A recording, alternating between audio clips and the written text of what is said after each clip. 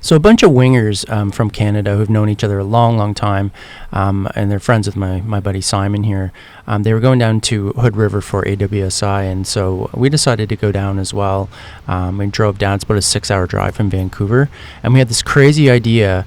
Why don't we try pump foiling out into the swell and do some downwinders at the hatchery? And I mean, it wasn't nuking, but I mean, it was like 25 knots or something. You can see the swell and the whitecaps and stuff. So, and I'm on a massive foil. I'm on my Ultra Trail 4XL here.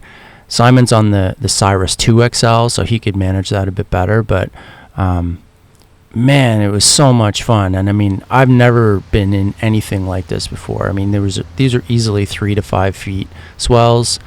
And the amount of lift that you get, it was insane. Like, I mean, I could barely keep the wing in the wave. All my pressure was on my front foot. So it took me a little while to figure out how to even stay on the wave.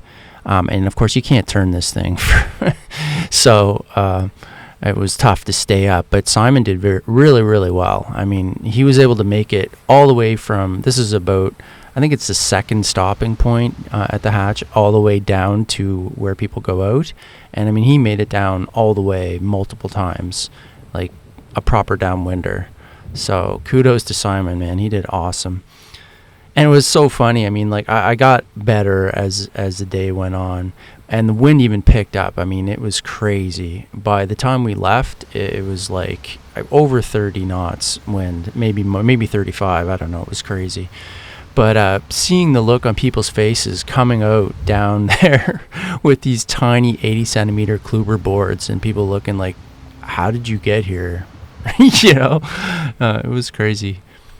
But I was trying to launch at a few different spots here, and it's always hard launching into the swell, but like it would easily 2 to 3 foot height difference there, trying to launch and time it right so that you can get up. And my idea was I'll try to pump out to where the waves start to get big here, and making that turn in those big swells was so tough, man. But I kept trying. I was having a ball. This was so much fun. And after a bit, I figured I'm gonna need some speed to get going. It's really, really hard to get up to speed while you're in the swell. So I figured I'm going to pump up wind here. And I mean, it was howling. The wind was howling here. You can see how hard I'm pumping just to make headway. But I'm like, I'll pick up speed, head out of this little wind shadow, and then head out into the bumps right there. That was my theory anyway. And even in this close to the shore, they're already like 2 to 3 feet, and just another 50 feet out or more. They're right there. I got so much lift off there. I came right out of the wave. Like I couldn't keep the foil. It had too much lift. All my front foot pressure couldn't keep it in the wave.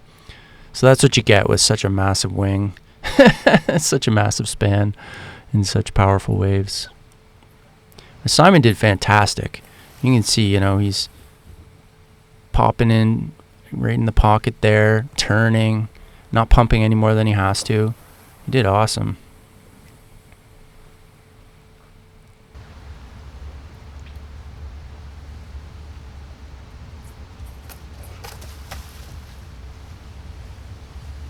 And you had to be careful. Over to the left there was a ton of this awful these weeds. I think of it as kudzu. The stuff from the Care Bear books when I was a kid. It's like this thick, hairy green.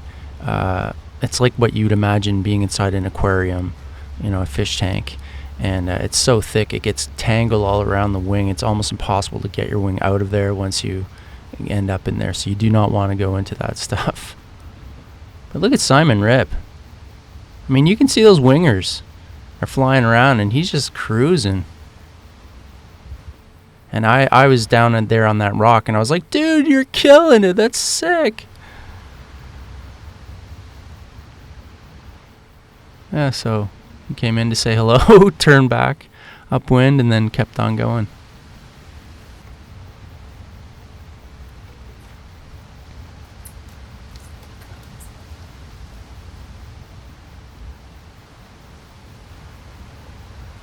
But I wouldn't give up. I was having so much fun.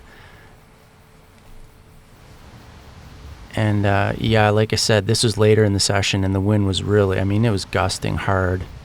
So I'd pump out to where the waves got big, about like 3-4 feet, and then just try to stay in the pocket and not pop out the front. That was the main thing.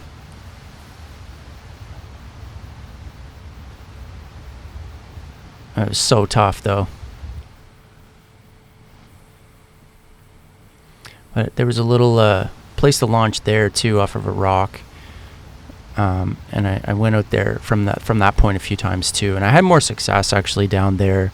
I think just because of the direction of the wind and stuff, it was slightly more protected, so it wasn't so exposed, and it was just a little cleaner down there. So I did make it all the way down, I think once, but mostly I just made it a few sections, and then I would fall, and I'd have to swim back in and start again. But Simon did multiple runs all the way down, man. He killed it. That was so much fun. What a great introduction to Hood River. What an amazing place.